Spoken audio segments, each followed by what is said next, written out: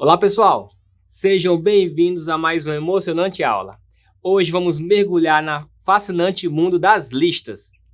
Eu falei que íamos estudar isso também, mas antes de começarmos, deixe-me fazer uma pergunta. Se você precisasse fazer um algoritmo para uma lista de compras, como você faria? Criaria uma variável para cada alimento? Acho melhor não, né? Vem comigo que eu vou te mostrar.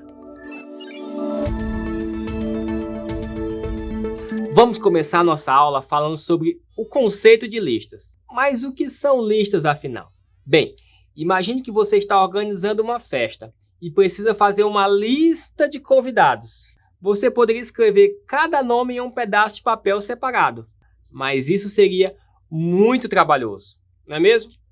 É aí que entram as listas em Python, ou arrays. Os arrays são como listas ou conjuntos de elementos que podem ser armazenados em uma única variável. Eles nos permitem agrupar dados relacionados de forma organizada. Podemos pensar neles como uma prateleira com várias caixas, onde cada um contém um elemento. Vamos a um exemplo. Imagine que você está jogando um jogo de RPG e precisa criar um personagem. Esse personagem tem atributos como nome, nível, pontos de vida, pontos de ataque, entre outros. Ao invés de criar uma variável separada para cada atributo, podemos usar um array para armazenar todos esses dados juntos. Assim, teríamos um array chamado personagem, que contém os elementos nome, nível, pontos de vida e pontos de ataque. Outro exemplo seria uma prateleira de livros. Cada livro seria um elemento do array. E podemos acessar cada livro pelo seu índice, que é como uma etiqueta que identifica a posição do livro na prateleira. Por exemplo, o livro na posição 0 seria o primeiro da prateleira. O livro na posição 1 seria o segundo, e assim por diante. Além disso, os arrays nos permitem acessar os elementos de forma eficiente. Podemos utilizar o índice para encontrar o elemento desejado rapidamente. É como se cada elemento do array tivesse um número mágico que nos permitisse encontrá-lo facilmente. Por exemplo, se temos um array de frutas e queremos acessar a terceira fruta, basta usar o índice 2. 2? Como assim 2? É isso mesmo. Índices nos arrays começam em 0. Então, em um array de 10 posições, seu índice varia de 0 até 9. Agora que conhecemos as vantagens dos arrays, vamos explorar os diferentes tipos de array e ver como eles podem ser aplicados em situações ainda mais emocionantes. Prepare-se para a próxima etapa da nossa jornada pelo mundo dos arrays. Existem 3 tipos principais de arrays: unidimensionais, bidimensionais e multidimensionais. Cada um deles nos permite organizar os dados de maneiras diferentes, como se estivéssemos explorando mundos diferentes. Vamos começar com os arrays unidimensionais. Eles são como uma linha reta, onde os elementos são organizados em uma única dimensão. Podemos pensar neles como uma lista simples, onde cada elemento tem seu próprio lugar. Por exemplo, imagine que você está criando um jogo de palavras cruzadas. Você pode usar um array unidimensional para armazenar as letras de cada palavra, uma após a outra. Esses arrays são geralmente chamados de vetores. Já os arrays bidimensionais são como um tabuleiro de xadrez, com linhas e colunas. Podemos pensar neles como uma matriz, onde cada elemento é identificado por um par de índices. Por exemplo, imagine que você está criando um jogo de batalha naval. Você pode usar um array bidimensional para representar o tabuleiro, onde cada célula é um elemento do array. Assim, você terá um oceano cheio de possibilidades estratégicas. Em geral, jogos 2D são projetados sobre arrays 2D. Por fim, chegamos aos arrays multidimensionais. Eles são como um universo paralelo, com várias dimensões, além das linhas e colunas. Podemos pensar neles como uma matriz tridimensional, ou até mesmo com mais dimensões. Por exemplo, imagine que você está criando um jogo de labirinto 3D. Você pode usar um array multidimensional para representar o labirinto, onde cada célula é um elemento do array. Assim, você terá um mundo mágico cheio de caminhos e desafios. Agora que conhecemos os diferentes tipos de arrays, vamos mergulhar em exemplos práticos e descobrir como eles podem ser aplicados em situações ainda mais interessantes. Prepare-se para a próxima etapa da nossa jornada pelo mundo dos arrays. Imagine que você é um diretor de uma escola de magia e precisa organizar a lista dos alunos matriculados. Vamos criar um programa que nos ajude nessa tarefa? Primeiro, vamos criar um array chamado lista de alunos, para armazenar o nome dos alunos. Vamos ao código? Para representar os elementos da lista de um array, vamos criar uma variável chamada lista de alunos. Lista de alunos, igual a abre e fecha colchetes. Essa é a representação em Python para criar um array vazio. Em seguida, vamos adicionar o nosso primeiro aluno, lembrando que as opções variam de 0 até infinito. Vamos adicionar lista de alunos na posição 0 é igual a Harry Potter. Vamos executar? Nós obtivemos um erro. Por quê? Porque este array ele foi determinado como um array vazio. Ele não tem tamanho.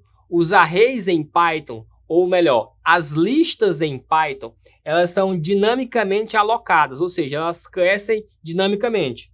Se eu não criei nada, ela tem tamanho 0. Se ela tem tamanho 0, ela não tem nenhum valor possível. Por isso, essa instrução deu errada. Nesse momento, para adicionar um elemento a um array, nós vamos utilizar a função append. Vamos a ela?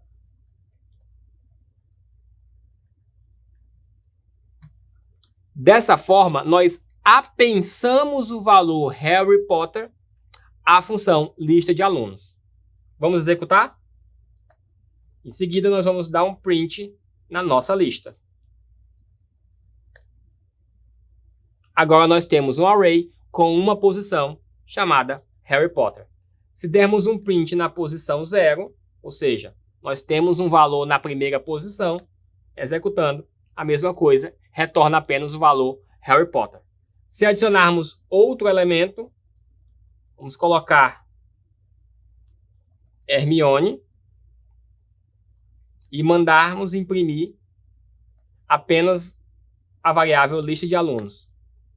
Perceba que agora nosso array tem duas posições. Agora que já dominamos o uso de arrays para armazenar nomes de alunos, vamos explorar como eles podem ser utilizados para armazenar e manipular dados numéricos. Prepare-se para uma aventura mágica com notas de alunos. Imagine que você é um professor de poções mágicas e precisa registrar as notas dos seus alunos em um sistema. Vamos criar um programa que nos ajude nessa tarefa. Neste exemplo, nós vamos inicializar o vetor. Então vamos lá. Notas, alunos, quantidade de alunos, igual a 30. Notas, alunos, é igual a um vetor vazio com valor 0 vezes quantidade de alunos. Essa instrução permite que o Python crie um vetor de 30 posições no nosso exemplo, todas com valor 0. Vamos dar um print no nosso vetor, executando um vetor de 30 posições com os valores 0. Vamos adicionar algumas notas, por exemplo, a nota do primeiro aluno, do segundo, do terceiro e do quarto. Vamos lá. A nota do primeiro aluno, e vocês já devem saber que o primeiro aluno é a posição 0, é igual a 8,5. A nota do segundo aluno é igual a 7,2. Vamos melhorar o nosso exemplo e fazer um for adicionando notas aleatórias entre 1 e 10 para todos os vetores. Vamos nessa? Então, Sempre que trabalharmos com valores aleatórios, vamos utilizar a biblioteca random. Então, for i in range do tamanho de notas alunos, nós vamos colocar a nota do aluno na posição i, vai ser igual a random.rangeInt entre 1, entre 0 e 10. Por fim, vamos imprimir as notas dos alunos. Vamos executar? Esse primeiro print é esse aqui. Vamos remover ele e executar novamente. Olha só, 30 notas aleatórias entre 0 e 10. O rangeInt vai retornar sempre valores inteiros. Ainda que eu tenha adicionado o valor 0 igual a 8.5 e no valor 1 igual a 7.2, essa execução do for vai substituir e gerar essas notas aleatoriamente para a gente. Bacana, não? Vamos agora fazer um exemplo com um array multidimensional bem simples. Imagine que você quer criar um tabuleiro para o jogo da velha. O tabuleiro ele é 3x3. Vamos para o código? O nosso tabuleiro multidimensional 3x3 vai ser representado dessa forma. Tabuleiro é igual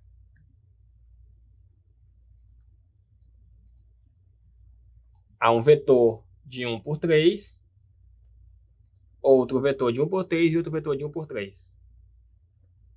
Vamos dar um print em tabuleiro para a gente visualizar. Aqui é o nosso vetor multidimensional. Para melhorar a nossa visualização, vamos fazer um for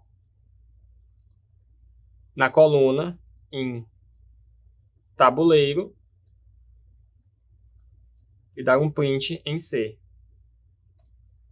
Assim a gente tem uma visualização um pouco melhor do nosso tabuleiro. Lembre-se que uma matriz é um vetor de vetores. Isso é, uma lista de listas. No nosso exemplo, o tabuleiro tem tamanho 3x3. Para efetuarmos jogadas, basta usarmos os índices das linhas e colunas. Exemplo, sabendo que tudo começa com 0, para adicionar um círculo no meio do tabuleiro, que sabemos que é a melhor jogada, claro, seria mais ou menos assim.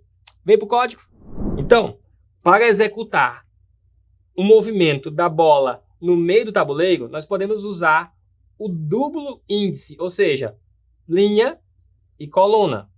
Executando esse trecho de código e imprimindo novamente o nosso tabuleiro, nós vamos obter essa instrução.